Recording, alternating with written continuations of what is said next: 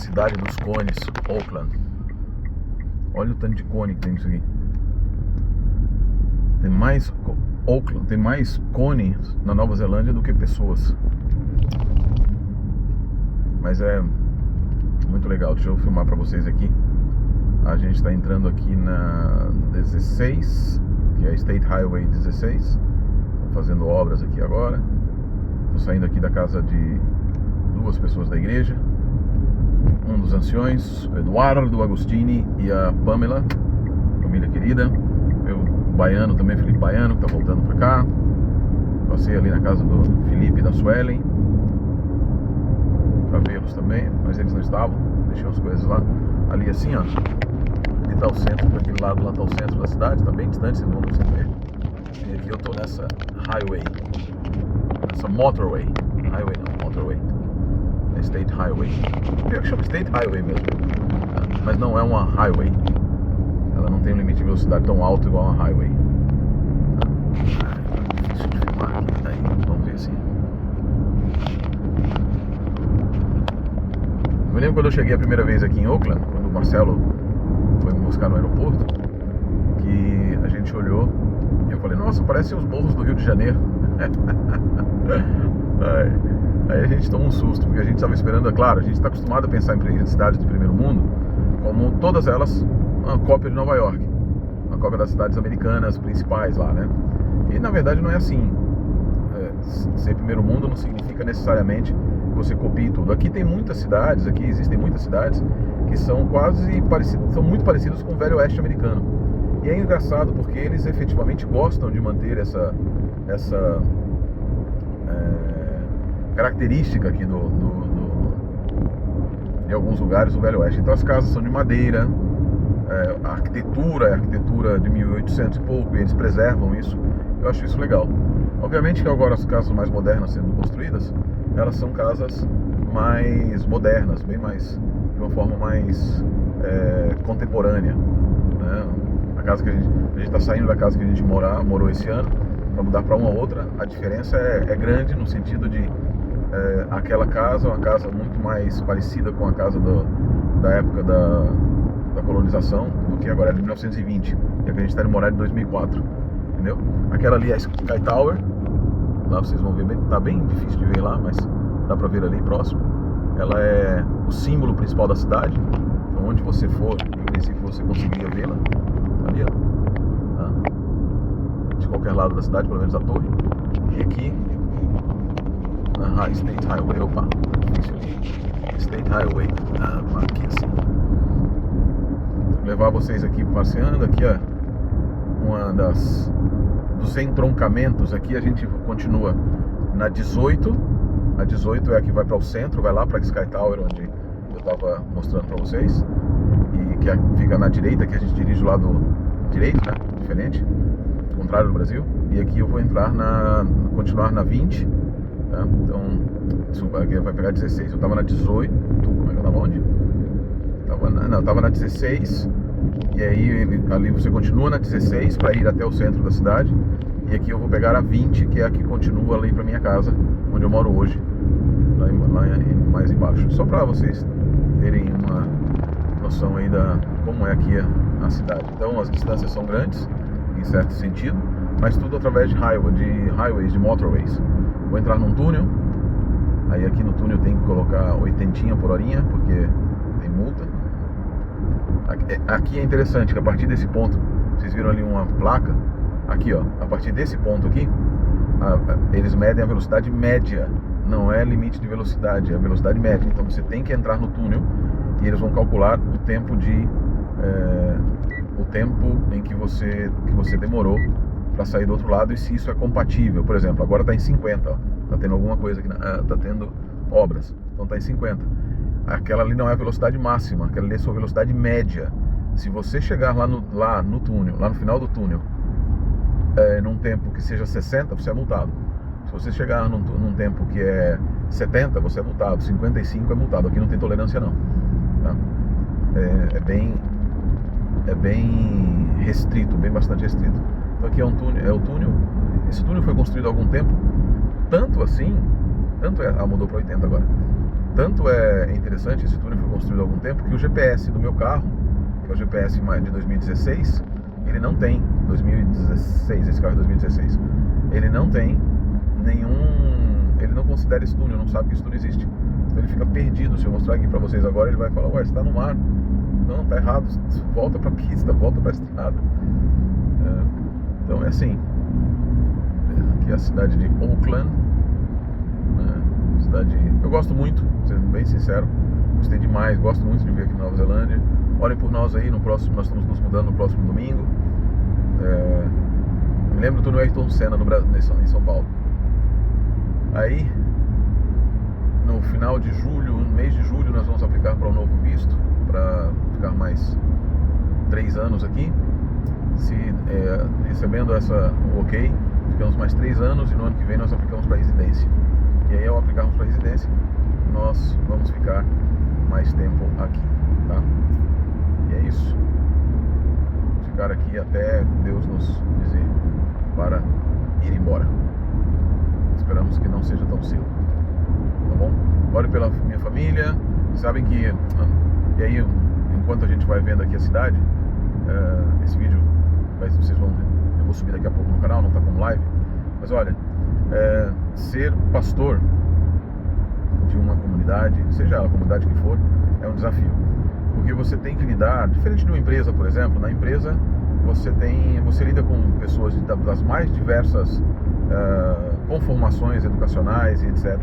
Mas elas estão recebendo ali, você tem algo que faz com que elas ponham a opinião delas muitas vezes de lado e aceitem tudo, que é o dinheiro, né? Que é o mamon. A igreja não é assim. A igreja, embora eu não goste da ideia de que na igreja as pessoas são voluntárias, quem não é empregado da instituição é voluntário, as pessoas sentem assim e de fato elas se comportam assim. Então você não tem, e obviamente eu não sou presidente de nada, eu nem gosto dessa nomenclatura de alguns amigos que utilizam assim, o pastor presidente e tal.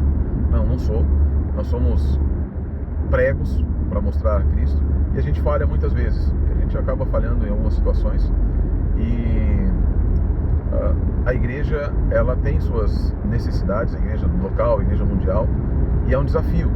E pelas múltiplas opiniões, e quando as pessoas consideram que a sua opinião é válida, as suas opiniões são necessariamente precisam ser ouvidas, ok, e isso é verdade, mas todos querem que sejam respeitadas as opiniões. Não necessariamente. Eu sempre digo que opiniões não devem ser respeitadas, pessoas devem ser respeitadas. Eu posso considerar que sua opinião é completamente errada sem considerar que você seja um herege, sem considerar que você seja uma pessoa do mal e assim. E às vezes, em todos os aspectos da vida, nós acabamos tendo dificuldades em compreender isso. Todos nós. Mas o principal desafio não é nem a multiplicidade de pessoas, porque isso na verdade é a beleza. Quando todos nós sabemos lidar com educação, com respeito uns aos outros, e eu sei que muitas vezes eu mesmo falho nisso, porque eu sou muito impositivo muitas vezes, e aí é óbvio, eu sempre oro a Deus muito a esse respeito, né? Mas o principal desafio é que não é dos irmãos não, na verdade todos nós, eles amam imensamente, é maravilhoso ser pastor de uma igreja, ser pastor de uma igreja local. O principal desafio é porque o inimigo sabe do poder que uma família pastoral unida tem e uma igreja unida tem. Vocês não estão me vendo, que eu estou filmando só a estrada, que eu quero que vocês vejam a estrada. E ele ataca impiedosamente a família pastoral. Ataca o pastor em sua vida, no seu dia a dia. Uma das coisas que ele mais ataca é a saúde emocional do pastor. Eu tenho muitos colegas, e nós sofremos algumas vezes com dúvidas a respeito de tudo. E não é dúvidas relacionadas à administração, nem teologia, nem nada, mas um número de dúvidas emocionais. Puxa, por que eu estou machucando tal pessoa? Por que tal pessoa está me machucando? Por que as coisas acontecem? E ele começa a fazer com que isso vire feridas na vida do pastor. E aí, às vezes, a família do pastor sofre imensamente, e sofre muito mesmo, porque há expectativas demasiadamente altas. Graças a Deus aqui na nossa igreja, a minha esposa, ela é muito querida, e muito bem tratada, extremamente bem tratada, porque sinceramente, se tratar mal, se tiver um problema comigo, eu sou pastor, eu tenho que lidar com isso. Mas é muito ruim ver sua esposa, seus filhos sendo maltratados por em alguns lugares, e eu sei de alguns colegas que passaram por isso, e eu louvo a Deus, porque aqui na verdade é um testemunho positivo, muito positivo da minha comunidade aqui. É uma comunidade que abraçou minha família de uma forma muito maravilhosa, muito próxima. Às vezes nós temos algumas dificuldades, eu como pastor tenho algumas dificuldades porque eu tenho que administrar, e às vezes no contexto do modelo pastoral, do modelo de tem um líder religioso, uma comunidade que tem um líder que precisa seguir certas visões, certas coisas, há atritos. Isso é normal, isso é comum. Para mim a única coisa que não é aceitável é desrespeito, seja por parte de quem quer que seja. Mas o que ajuda muito a manter a motivação e etc, e não ter qualquer tipo de problema, é principalmente que a minha comunidade aqui tem cuidado imensamente, cuidado assim de forma que nós nem merecemos da minha família. E isso é muito bom. Eu agradeço a Deus por essa comunidade tão maravilhosa nesse sentido. Mas voltando então falando dos desafios, contrário à igreja, né, que abraçou e etc, o inimigo não tem amor pela família pastoral. Aqui eu estou entrando na rua da minha casa, na rua que vai chegar na minha casa. O inimigo não tem amor nenhum, não tem cuidado nenhum pela família pastoral. Embora ele saiba que o inimigo principal dele, o inimigo de foco dele, humanamente falando, é o pastor, ele sabe quando ele vai atacar, que se ele atacar o pastor, ele pensa, na verdade, né? Ele pensa que se ele atacar o pastor, todos os anjos, o pastor tem força, e aí os anjos vão cuidar, etc. Mas ele acredita que se ele atacar a família pastoral, o pastor não vai ter como proteger, e não, os anjos não vão resolver, não vão se meter, porque o servo de Deus é o pastor. Ele é muito sábio, muito inteligente em muitas coisas. Sábio não, inteligente. Mas nesse aspecto ele é extremamente ignorante, porque Deus sabe muito bem o poder que a família pastoral tem, no cuidado do pastor, na motivação do pastor, na força que dá ao pastor para que o pastor continue trabalhando. Então Deus coloca anjos mais poderosos até do que aqueles que cuidam do pastor, para cuidar da esposa do pastor, dos filhos do pastor. Mesmo que a gente muitas vezes não veja ou não veja de forma clara, e a gente tenha filhos que se afastam, filhos que são às vezes rebeldes e que não parece, não, mas nós sabemos que Deus os protege de uma forma muito especial, porque Deus sabe do impacto que tem a queda de um pastor e de uma família, né, da família pastoral para a igreja, o impacto negativo que isso tem. Ao contrário, Deus também sabe o impacto positivo que uma família que se entrega nas mãos dele e que é protegida por ele, ela tem na comunidade. Então, orem pelos seus pastores. Orem pelos seus pastores. Aqui, vocês viram aqui que lindo. Olha que lugar bonito aqui agora. Orem pelos pastores da cidade, da igreja de vocês. Orem pela família dos pastores de vocês. Vocês não sabem quantas aflições o pastor passa quando há problemas na família. Não é, e eu não estou falando só da família em si, mas quando a esposa está triste, quando os filhos estão tristes, acabrunhados, etc. Não desmotiva, mas causa certas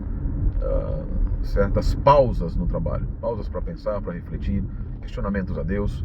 E quando são questionamentos a Deus, louvado seja Ele, né? É isso aí. Então, gente, essa aqui foi uma reflexão de hoje, aqui. Eu estou um pouco resfriado, porque o clima aqui muda de um minuto para o outro, né? E vocês vão ver aqui eu chegando em casa. Aqui eu tô parado no semáforo aqui da Mount Albert Road, já chegando aqui na nossa rua. Vocês veem que, embora nós tenhamos aqui um país rico, existem pessoas em situação de necessidade, tá? Existem muitas pessoas em situação de necessidade, inclusive morando na rua aqui na Nova Zelândia, porque os custos aqui da Nova Zelândia são altíssimos. E é uma mensagem para você que tem amigo ou alguma pessoa que gostaria de vir para a Nova Zelândia. A mensagem nesse tempo, nesses tempos atuais é não venha, não venha, não venha. A secretária da nossa igreja, ela trabalha numa empresa de recrutamento e ela me falou que as coisas estão muito complicadas aqui em termos de mercado de trabalho. Então, espera um pouquinho, descansa um pouco, se prepare. Se você não sabe inglês, menos ainda, venha mais pra frente. Isso aqui é uma Mount Albert Road, uma estrada bonitinha. Vocês estão vendo aí um negócio redondo, é o suporte do celular. Eu queria ter filmado até melhor, mas não deu não, tá bom? E aqui é a rua que nós moramos hoje. Nós estamos nos mudando no próximo domingo para um outro lugar. Vou filmar depois para vocês a minha chegada também. Aqui é uma região muito boa, mas que tem passado por um momento assim de aprofundamento da insegurança, porque a Nova Zelândia, pela situação que está vivendo de recessão, começaram a aparecer pessoas em mais necessidade, um pouquinho em mais violência, um tipo diferente de violência. E aí tem patrulha, aqui tem agora a Neighborhood Patrol, que é o pessoal que cuida aqui da vizinhança. Vejam que rua bonita, né? Que rua agradável. E aqui é aqui que nós moramos. Eu vim pegar a família que a gente vai almoçar agora, porque eu tenho que ir lá na igreja também. Ó, eu moro nessa casa aqui, vocês vão ver a entrada dela. E vai ser... E muito obrigado pela... Nossa, caiu o negócio ali. Aqui é a entrada da casa que eu moro hoje. Muito obrigado pela parceria sempre aí, viu, gente? Que Deus os abençoe. Eu tô filmando de frente para vocês poderem ver. Geralmente eu entro de ré, mas é aqui que eu moro até domingo, tá bom? Aqui que a gente tá morando até domingo. Uma casa muito bonita, muito agradável, muito gostosa. Isso aí. Deus abençoe a todos. Um grande abraço.